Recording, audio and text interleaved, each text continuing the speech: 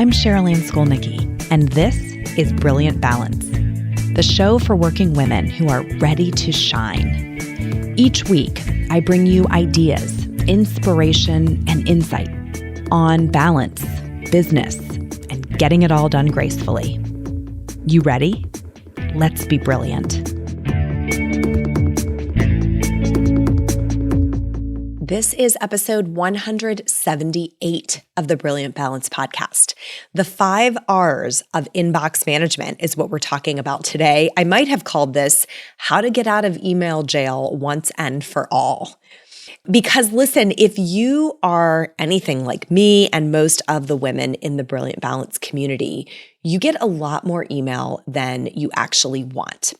And I know that's been true for most of us for years, and it just feels like this problem gets worse and worse and worse, and we're not doing enough about it. And so today I want to change that. I keep thinking that it's like the visual picture I get of our inboxes collectively is as though we went out to get the physical mail every day for the last several years. And, some days there's just a couple, and some days there's a full mailbox and catalogs and, coupons and bills and correspondence and invitations. And every day we come in and we sort of take this stack of mail that's in our hands and we think, I can't really deal with this right now. We flip through it and we put it in a corner and we think it's not a big deal. Just put it on the corner of this table. And then days go by and we keep adding to the stack. And pretty soon the table is overflowing, right? And then we're like, oh, now it's a bigger problem. I really can't deal. So we take all of that and we put it in another room where we're not going to see it as much. And then that room gets full. And then we keep bringing in mail day after day and just piling it. And pretty soon we're in this self-imposed prison of email, stacked in the corners and on every table and chair and dresser and counter in the house. And it's this prison of email, right? And the worst part is that every time we open that inbox, we get this fresh wave of anxiety because it's so overwhelming to think about how would I ever deal with all of this? What am I going to do with all of this email? So I can't believe I have not talked about this before on the podcast. And so today we changed that. Today I'm going to share my system with you for how you can get out of email jail and stay out for good. And I'm calling this the 5 R's. So I can give you like a process that you can come back to again and again. Because the truth is, we're going to get this under control for you today for sure. But then what can happen is it can rebuild.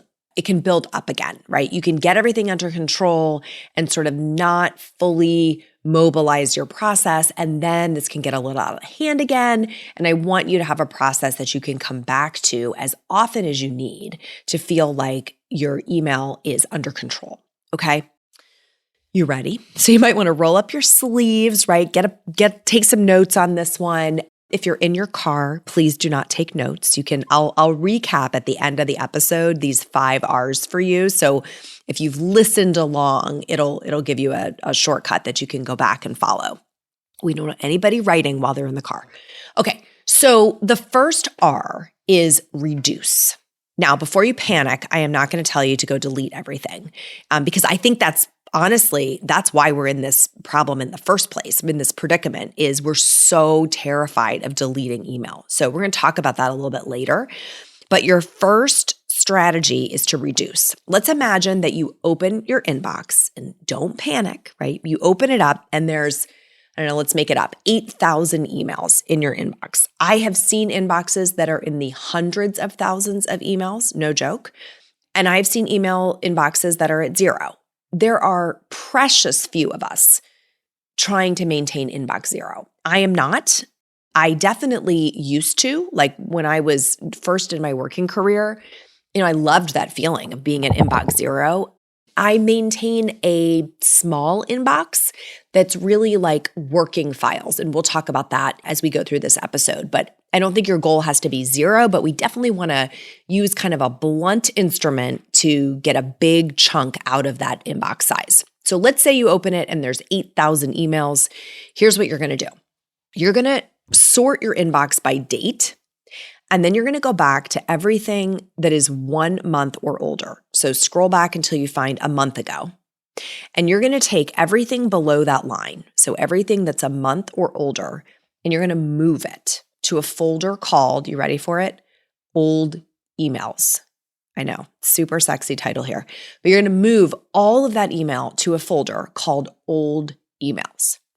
Voila, right? You now have a fraction of the problem. Now, if you're raising an eyebrow and saying, I don't know, let me tell you why this works.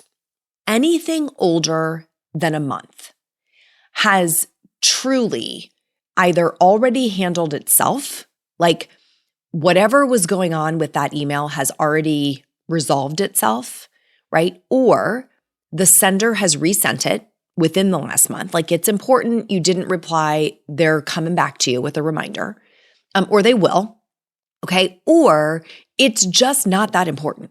Like whatever was in there is just not that important. You've lived for this long without taking action. So we have to find a line in the sand. Now, if you don't have as many emails and you want to go back a little further than that, it's your life, okay? But I'm telling you, most of the people that I have taken through this process find that 1 month is a really good spot to just do that mass move. Now, remember, you haven't deleted it. So if you suddenly recall that there's, a winning lottery ticket in there or some kind of digital gift card, you can just go to that old email folder and search for that. It's not gone forever. It's just not staring you in the face, making you feel like, oh my God, I have to deal with this. It would be the equivalent of taking all of that paper mail that I had in my visual picture at the beginning and putting it in like a storage unit that's not in your house. Okay, so you're not confronted with it every day. If you really had to go in there, you could find something, but it's probably not going to happen. Okay. All right. So now we've taken this first cut, massive reduction at the size of our inbox, and we're going to move on to step 2. So what is step 2? Step 2 is remove, because many of the emails that remain in this sort of 1 month chunk of emails, you're going to learn are emails that you actually never wanted to get in the first place. Okay. And I hope you're smiling as you listen to that, because there are going to be emails there that are, the stores that send you a coupon every 7.5 minutes that you're like, honestly, I just don't care. Or it's a list that you got yourself onto. Maybe you don't even remember how, but it's no longer relevant, or it wasn't as good as you thought it would be. And you just want to get off that list, but you haven't taken that step to unsubscribe. Okay. And those are probably the big 2. The big 2 are probably content emails like newsletters and, trainings that come to you from some organization that you're like, I just don't really care anymore. Or they're news type articles, right? Like, my husband subscribes to probably 12 different sports related newsletters. I get some that I actually want to keep. Like every morning I get the morning Brew. Every morning I get the Skimm. I get a New York Times email every morning. Like those are emails I want to keep. Okay. But there are other versions of those that I don't want, right? That I'm looking at you, Old Navy, that just like sneaks back into my inbox all the time. So I'm going to walk you through an unsubscribe process that's going to help you remove the emails that you just don't care about.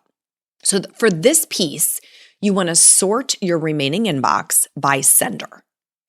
Now, if you got 40 emails from Old Navy in the last month, you're going to see them all together.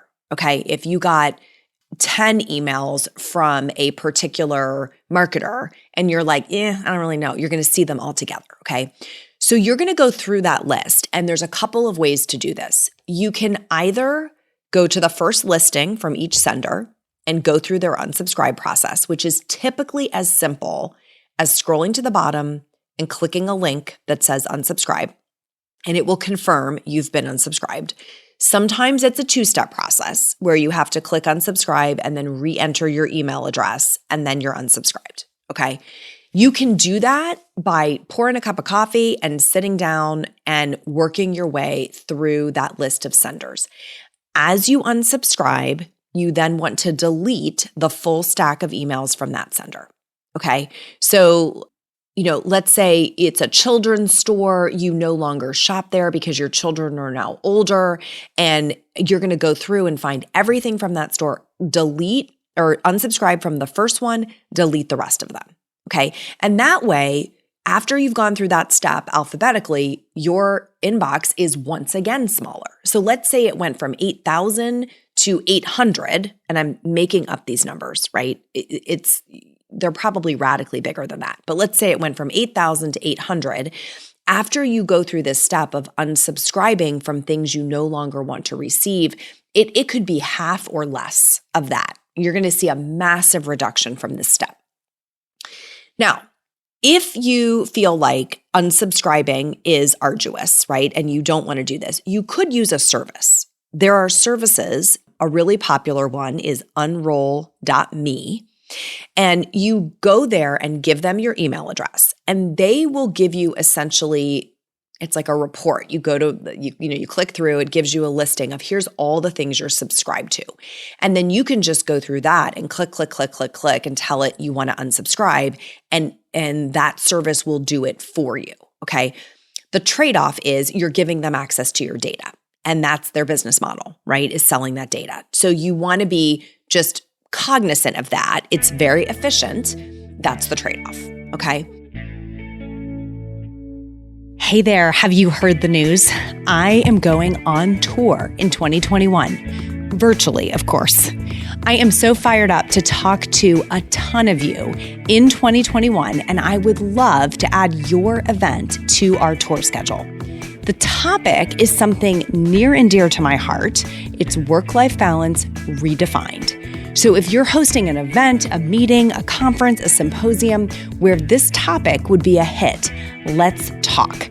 Dates are available on a first-come, first-served basis, and they are going fast. So head over to brilliant-balance.com/tour and get the wheels in motion. I'll see you on the virtual road. So when you've removed yourself from any lists you don't want to be on, then you're down to the things that you actually want or need to read. Okay, and this is going to be the newsletters you want to get. I mentioned the Morning Brew and the Skimm and New York Times. I want to get those. That's something I absolutely scan through in the morning and then delete, right? Hopefully the Brilliant Balance emails are in there, right? If you're getting emails from us and you want to continue to get them, you'll see those. Your work emails, your personal emails, anything that you want or need is what should be remaining in your inbox at this time. Many of these will require action. Some of these might be unread, but if you look at the senders, you're like, yeah, those are my people, right? That's the list of people I actually want to be in touch with via email.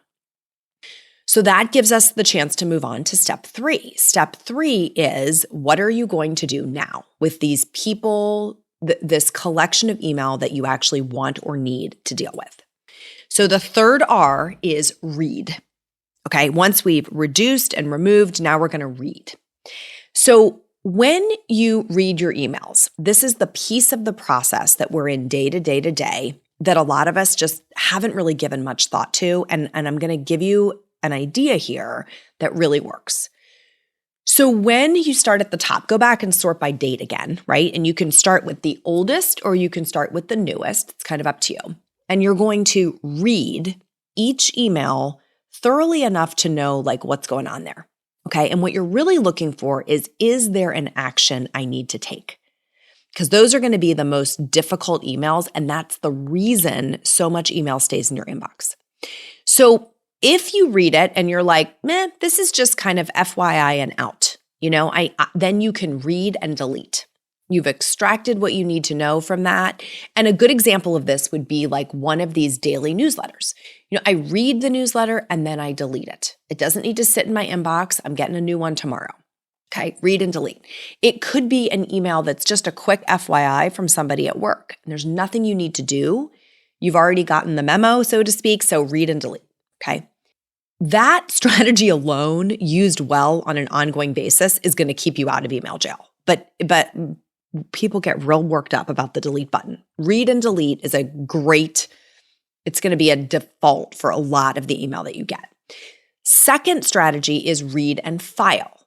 Okay, so these are the ones that you either want or need to save. And a recent example for me would be something like a receipt for a charitable donation. And I know, because I've just done my taxes, that when I'm doing my taxes next year, I will need that. So whatever your process is for saving those, that's a read and file. So I have a taxes file. And all of those charitable donations, the receipts from them go into that file, so I know right where to go to get them, right? There might be a contract that you got a digital copy of and you're like, oh, I need to keep this, right? So there are emails that we need to keep the whole thing or we need to keep the attachment. And so that's the read and file process, okay? And if you don't have a set of file folders, it might be helpful to create a set of file folders in email, whatever email provider you use, where you can easily find these emails again, okay? Third is read and flag. Read and flag. So I'm saying flag because I work in the Apple Mail system and they have flagging, right? Where you can add a little flag. I think Gmail has like starring, but basically you're creating an indication that says this email requires action. And as new emails are coming in, you want to know, I've already read this and I've already determined that I have to do something with this email. It could be replying to that email in a thoughtful way, and you're like, oh, I'll just save that for later. Okay, flag it or star it so you know that. It could be that you have to do something out of email, right? That email is forcing an action that you need to take somewhere else, and you need to remember to take that action. So we don't want to use our inbox as our digital memory, right? So flag that email or star it, because we're going to talk in a little bit about coming back to deal with all those in a batch process. Okay. All right. I also want to mention, I said we kind of fear the delete button, which I know we do. I'm sure someone listening right now is going, oh, I just get so anxious when I think about deleting an email. You could create a fake trash, kind of like we had the old emails, right? Where you are getting it out of your inbox, but you know you can still access it. It's not going to get permanently deleted. Also remember, most email service providers have like a period of time that email kind of hangs out in the trash before it gets deleted permanently. So you can go back through your trash pretty regularly if you need to. So I really want you to test like not getting so stressed out about deleting emails, or at least getting them out of your inbox. And if you have to have a fake trash where instead of just clicking delete, you're moving it over to that, so be it. Okay. But let's try to build some dexterity with the delete button. So read, this step, the third R, you're going to either read and delete, read and file, or read and flag. Okay? All right. So now we're down to smaller batch of emails in our inbox, all ones that we care about. We've deleted another chunk of them because they were just FYI emails. We've gotten a chunk out of our inbox by saying, these are now living in a file that I want to be able to access later. And we're down to what should be just flagged emails, okay? Minus anything that's come in since you started this process, you're down to just flagged emails. So the fourth R is reply. Now, this is essentially a daily process. You can do it more than once a day, but at a minimum once a day, you want to have a process to reply to those flagged emails as a batch, okay? And you're going to schedule time to do this. It doesn't have to be a lot of time.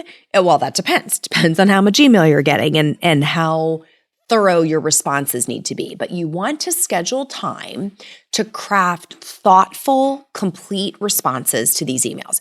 We don't want to play email ping pong where, you're just like sending it to somebody else and going, thoughts, ?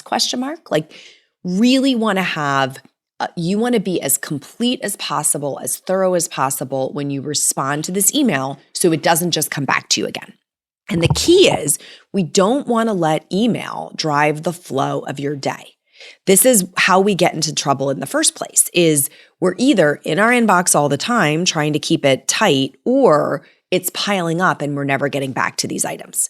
So it's easy to sort of scan through that email that you've already read, determine what do I need to do to reply, craft your response, right? Or take the action that's required, and then delete the email or file the email, okay? So this very small collection that requires actions, once a day or so, you want to be like, okay, it's email time. I'm going to get in here and deal with my replies. Now, of course, that process is going to repeat itself, right? Because every day you're going to be getting new emails. So you can go through a mini version of this process. You will not need to do the reduce because you'll only be dealing with current things. You may need to unsubscribe from some new ones that snuck in there, right? So that process you could be doing regularly. And then you'll definitely need to be doing the read and reply process throughout the day, okay?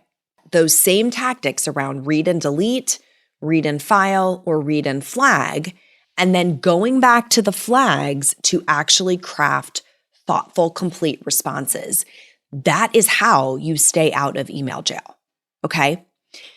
Fifth step is repeat. So I just said you may need to do this kind of daily. You will need to do the read and reply part daily, but I also monthly, and I just use the turn to a new month, right? So March 1st, April 1st, May 1st, new things will have crept in. You know, you'll have a bad day or you'll have a bad 3 days or a bad 10 days where you get off track with this process.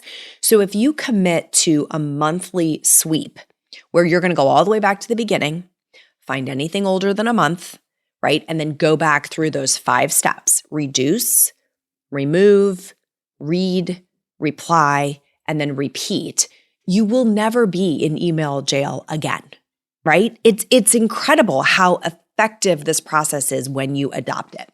So I want to hear from you when you try this. I want to hear what kind of success are you having? How does it feel to get your email inbox massively reduced and feel like you actually can handle what's left in there? It's so fun for me to get those stories. And it's probably obvious as I say that I love a good process improvement, right? I kind of always have. I'm always looking to make things better and optimize the way I do things. And so it may surprise you to learn that I married someone who is not wired that way, right? And it's actually something people ask me about a lot. So next week, I'm going to get into that. I'm talking about what to do when your partner's just not into personal development or some of these process improvements. And I get this question so often from people in our client community that I suspect it will be an intriguing topic for our podcast listeners as well, okay? If you learned something today in this episode, please remember to subscribe, star, and share. Subscribe to the podcast so you never miss an episode. Give us some stars by rating or reviewing the show so you can help other people discover the show. And most importantly, share this episode with a friend. Help us widen the Brilliant Balance circle because friends don't let friends be anything less than brilliant. Till next time, my friends, let's be brilliant.